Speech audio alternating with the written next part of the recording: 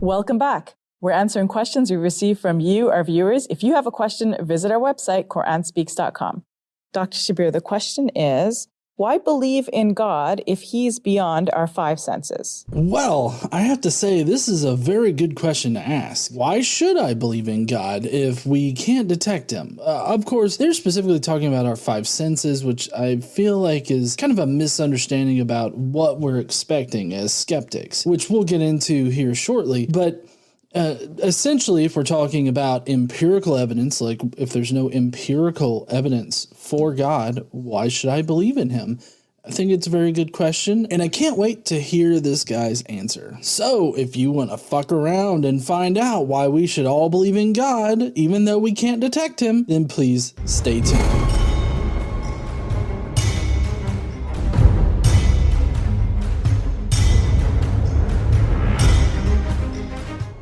What's up, heathens? How ya doing? I'm the Godless engineer, and I critically analyze apologist claims to give you the best arguments and information so that you can stand up and use your voice. Today, we're going to be taking a look at this Muslim apologist trying to answer the question of why should we believe in God even though we can't detect him in reality?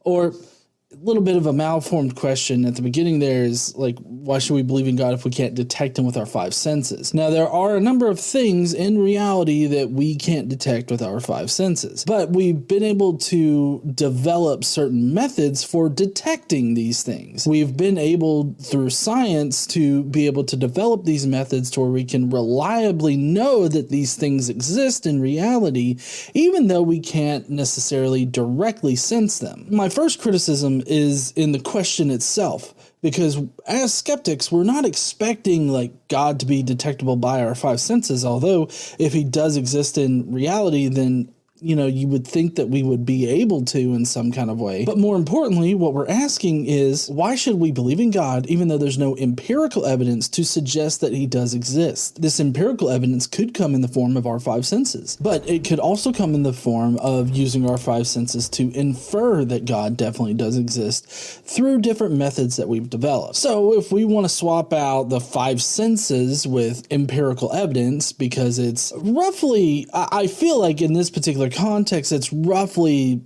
equivalent. I feel like we could have a good question and answer sort of session here. All right, well, let's see how this Muslim apologist answers this question.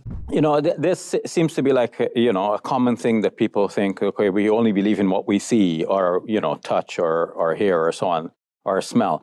Or technically, we only believe in what we can empirically prove to actually exist. I don't believe in unicorns because we don't have the empirical evidence to suggest that they ever did exist. Same thing with leprechauns and other magical creatures that have been claimed to have existed, but actually have no evidence to support their existence. So if we're talking about empirical evidence and the reasons why we should or shouldn't believe in some claims, I would say that your claim has to be backed by some kind of evidence that actually couples it to reality. If it's not coupled to reality, then what you have is either imaginary or fictional or whatever word you want to use to describe something that doesn't exist in reality. But we know that that there are many things that we might believe without these being accessible to the five senses. There are logical truths, for example. He went the logical truths route, but I think a better comparison would be radiation. We can't perceive radiation, like we can't visually perceive it, we can't smell it, we can't taste it, we can't feel it. I mean, eventually you'll feel the effects of severe radiation poisoning, but that's not exactly feeling the radiation permeating your body. We can detect radiation using like a Geiger counter or something like that, and in that way we can infer that this radiation is in fact in the area that we're in, and we're being exposed to it. So I feel like that is akin to this whole idea of God, not being easily detectable by our five senses. It would be something that we can't necessarily see, taste, feel, or experience in a normal way. If I say I have $2 in one pocket and I have $2 in another pocket, then the conclusion that logically follows is that I have at least $4. 2 plus 2 equals 4. So I didn't have to say that. And one doesn't have to see the $2 or whatever. Just the truth that I have at least $4 follows from what I said before. I feel like he's using the word truth in a different way than most people use the word truth, because as far as it being logically true that 2 + 2 = 4, I can agree. Whether or not he has $5 has yet to be proven, because we would need some kind of empirical evidence to suggest that he actually does have $2 in each pocket. And then we can come to the conclusion that he has at least $4 on his person. I think he's trying to draw a line between, oh, this is a logically sound argument. If I have $2 in each pocket, that means I've got $4. Well, at least the front pockets, I guess, is what we're counting here. So in that sense, it's logically sound, but that doesn't mean that it's valid. It doesn't mean that he actually does have those $2 in each of his front pockets. We would need to see empirical evidence for that. I don't know how this actually relates back to the whole God question, other than you could say, oh, well, logically it's sound that if God is this, then, that means this. Like, you could make an argument like that, but it still is all predicated on this whole idea that God exists, which kind of seems to get into a little bit of presuppositional apologetics, that you've got to presume that God exists and then start arguing about the logical soundness of the properties of God or something like that. I really don't know how you would go about in that argument, but presuppositional apologetics is bullshit. So that can be proven, right? Like, because you can take out the dollars from your pocket and show, okay, it's $4. But with God, it's a little bit different, right? That is true. It is very different for God, because we don't have empirical evidence for God. I feel like what we're going to get to in this video, though, is that there's only like emotional reasons to believe in God. If there's no evidence for God, then what are you left with? Your emotions. You emotionally, you want to believe in God, or you feel better about yourself or your position or your situation when you do believe in God. I feel like maybe that's where this is going. Yes. Now, the fact that I have the $2 and the $2, this can be shown. Mm-hmm. And the conclusion, too, yes, that, can be shown that I have $4. But let me use a different example, and maybe it will drive home the point. If we say that the first person to enter the room is a murderer, now we're looking, whoever enters the room is a murderer. Now, we're not concerned whether or not he is, in fact, a murderer.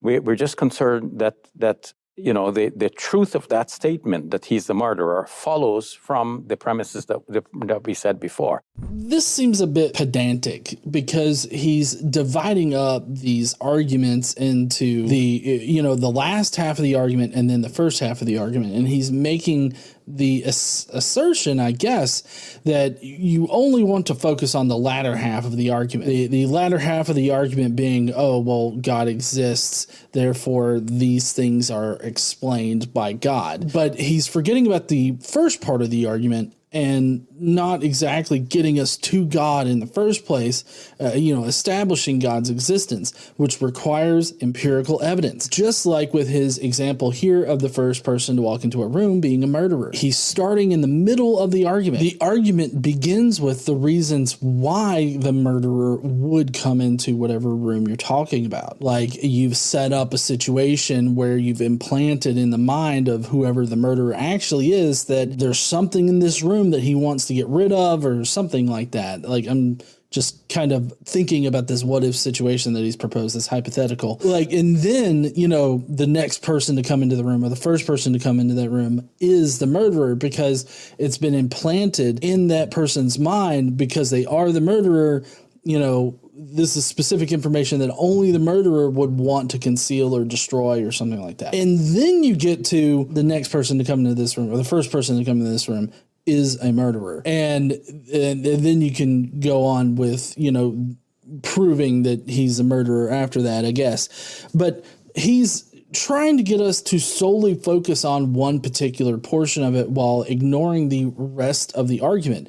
And I feel like maybe the reason why he wants us to do that is because they don't have any empirical evidence to establish the existence of God, let alone their own personal God. So they don't want us to be looking at the very first part where they establish God. They just want to look at how logically sound their arguments are for their own God, which I've actually tackled in other videos, how illogical all of the different characteristics of the Abrahamic God is, which is the Abrahamic God is the God of Judaism, Christianity, and Islam. Of course, Judaism, Christianity, Islam, they all have very specific claims to their own particular branches, but they all, come back to the Abrahamic God, which is still illogical in nature. So the fact that their own definition of God isn't logically sound is not refuted by him solely focusing on only part of the argument that is logically sound if you present it in a vacuum that doesn't consider all of the other,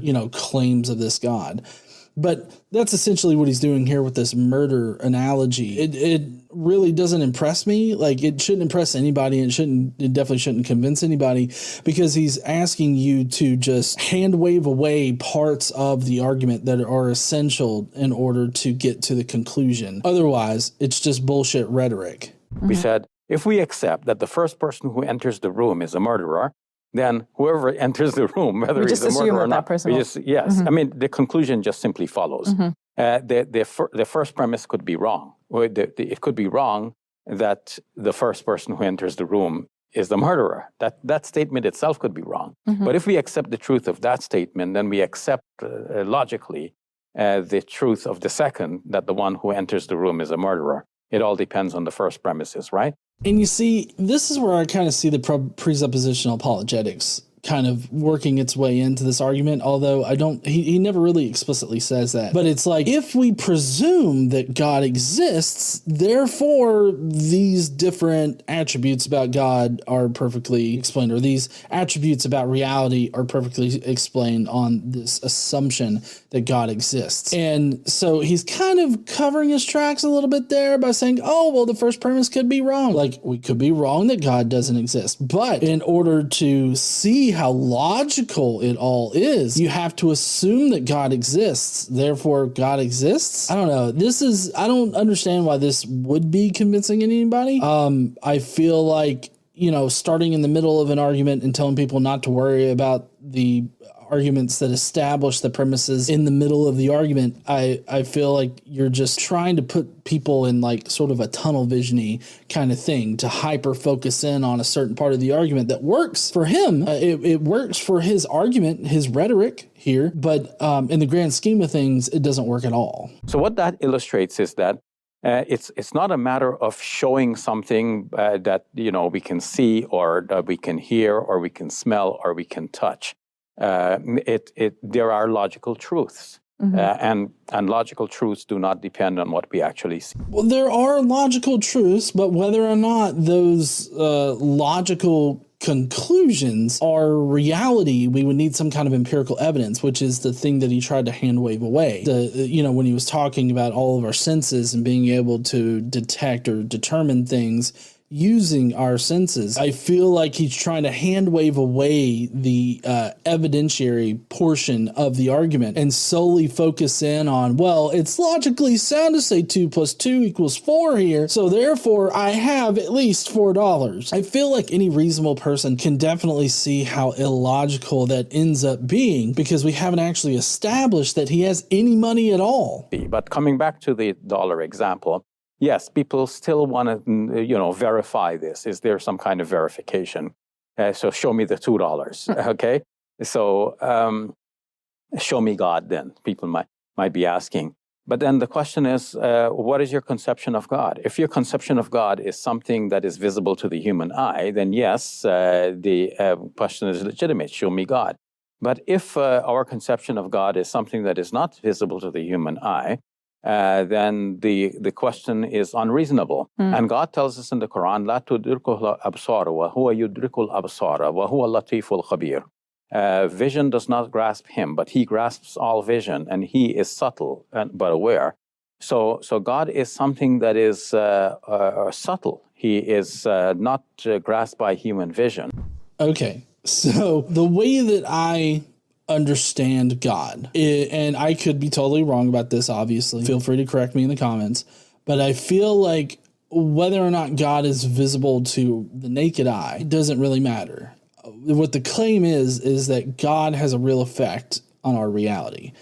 God has performed certain miracles in our past. God has had some kind of role in shaping our world and shaping our history and intervening in this reality. So even if we cannot perceive God normally, we should still be able to detect God in some way. And the Quran obviously had enough time to figure out, oh, well, people have a problem with the fact that nobody can see God. Like, that's a pretty big problem for people. So they have this line in there is like, oh, well, he escapes vision. No vision can contain him. But, he sees you all the time. And he's all knowing and all this other stuff. So they've worked in this little catch-all statement for why you can't see God. Okay, good. We should still be able to detect him, though. Like, if he has a real effect on reality, like if he has some kind of measurable effect in our day-to-day lives or in reality in the past or currently, I feel like there should be some kind of empirical evidence that suggests that he is the only answer that makes sense. But what we find is that nature can explain most, if not all, things. At every single point in the past, when we thought God was responsible for something, we've come to find out that it was just some natural process that we didn't understand. Generally, the water cycle or lightning is a good example, a really simple example, because, a lot of times in our past, we've considered lightning to be an act of God or something controlled by God, at least. Dating all the way back to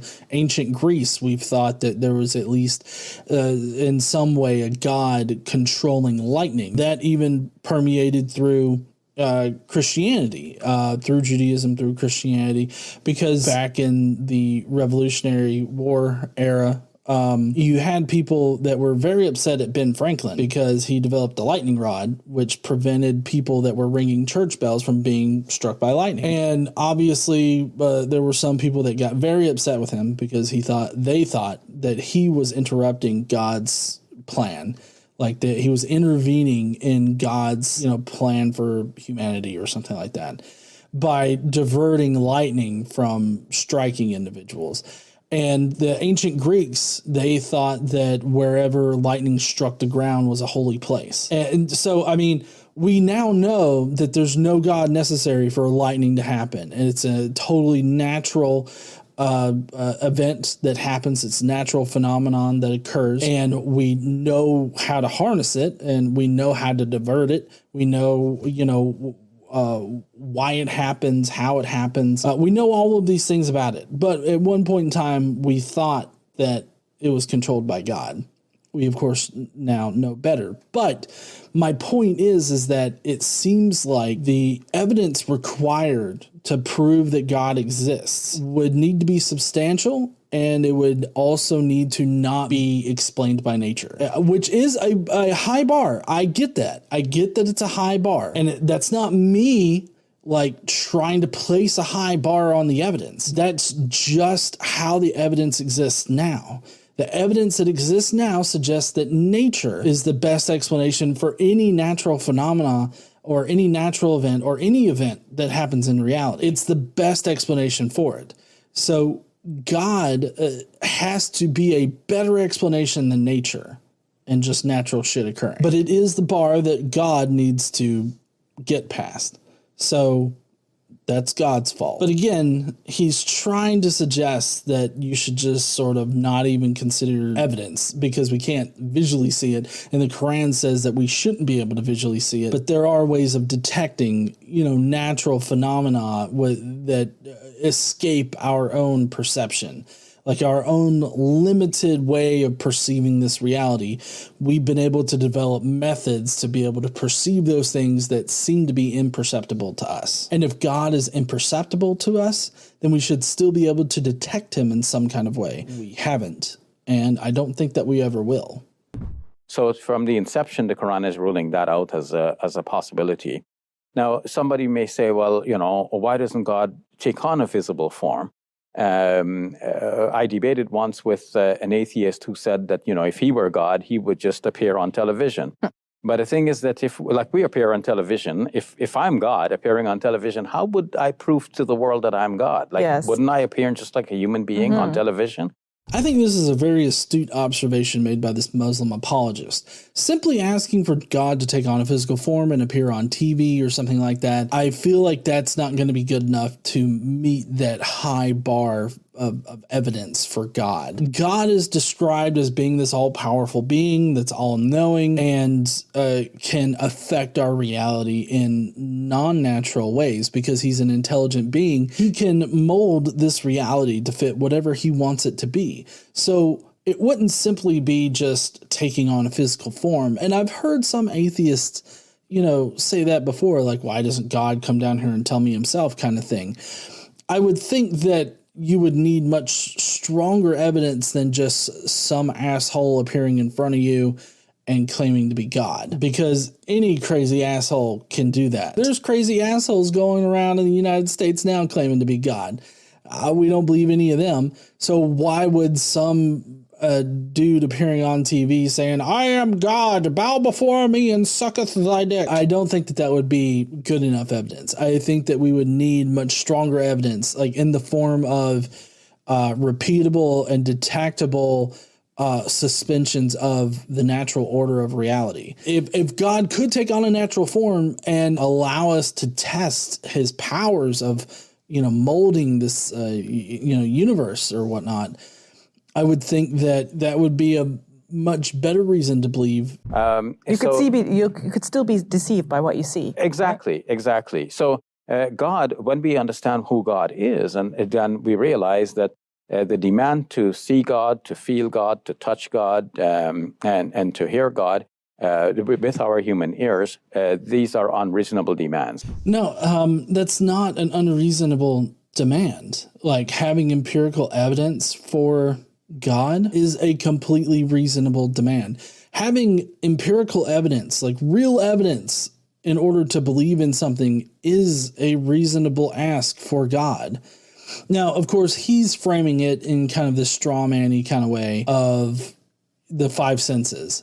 But really, what we're trying to communicate with that is being able to detect God in some kind of way. And so asking for a detectable way to determine that God exists is a reasonable way to come to believe in something. But coming back to feeling is not only with human touch, but it could be with the heart.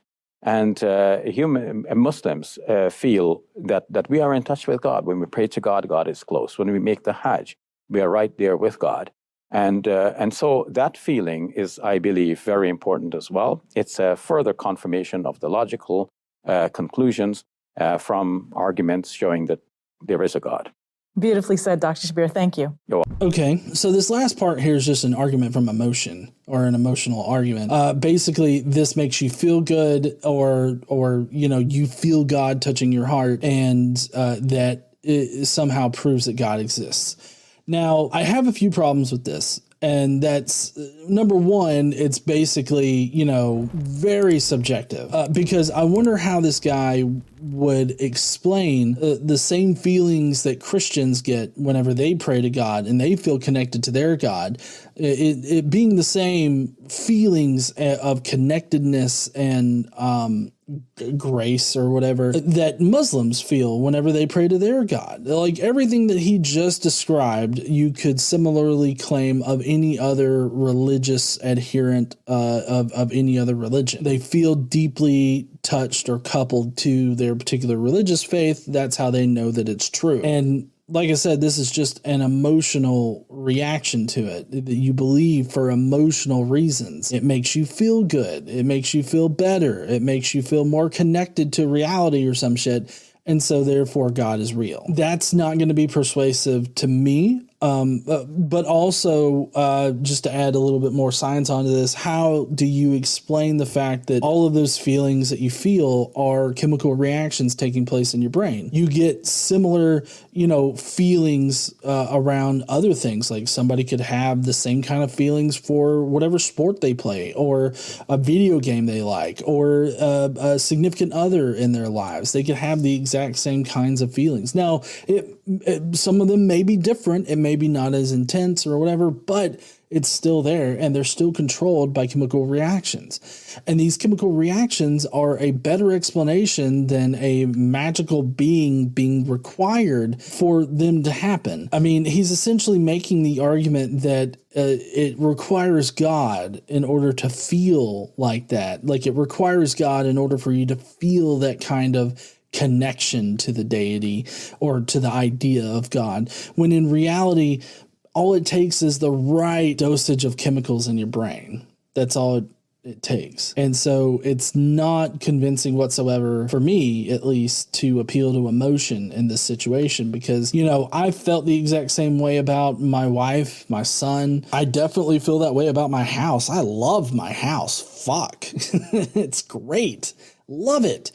But that doesn't mean that God definitely has to exist because I feel this way. Even if it's not for God, me feeling this way is just a chemical reaction. And so I can have that same connectedness that he has to other things, other people, other inanimate objects even. So it doesn't isolate God as the only answer. It's a answer, and because you can't discern one God from another, it doesn't seem like a very good answer either. Well, heathens, that's going to be it for me today. If you will, please go down below and let me know what you thought about this guy's argument for God's existence. Do you think that he made a solid argument, or do you think it just boils down to shit feels good and therefore God? Let me know down below. And hey, while you're down there, why don't you smash that like button and subscribe if you like this kind of content. Don't forget to stand up and use your voice. Bye, heathens.